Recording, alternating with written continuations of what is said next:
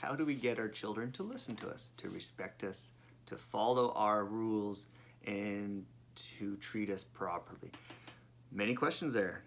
All these questions root back to some foundational stuff, in my opinion. And my opinion is based off many hours of parenting and many hours of parenting different kids.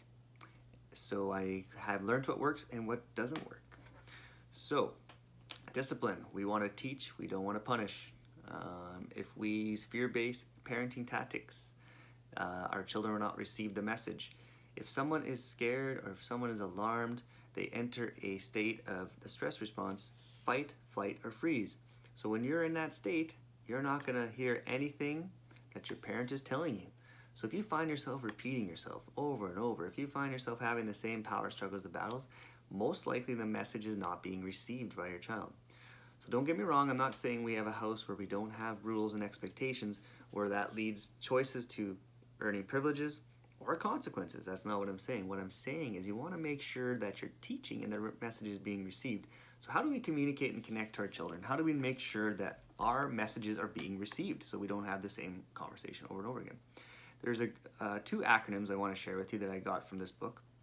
And the first one is COAL.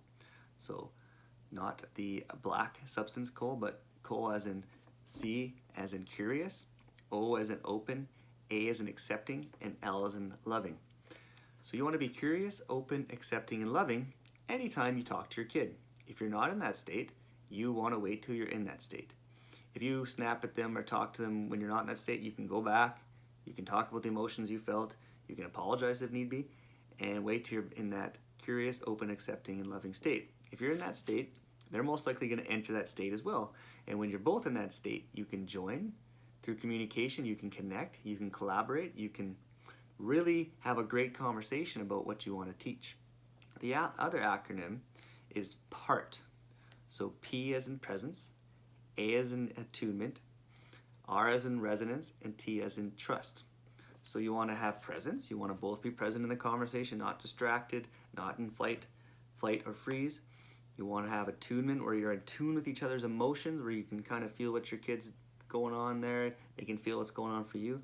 Resonance, you want the conversation to resonate, you want them to take something from the conversation, you want them to take a teachable moment that they can move on with and keep in their own memory bank, something you guys can build up for another conversation.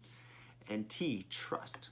Obviously you need your child to trust you, that you're safe, that you're not judging, that you're not interrogating, that you're not criticizing, and you want to trust your child that they're not lying or being defensive or trying to get away with something. So if you remember those two acronyms, COAL and PART, I think they will help you with your in terms of getting your children to follow your lead, to live in a healthier and happier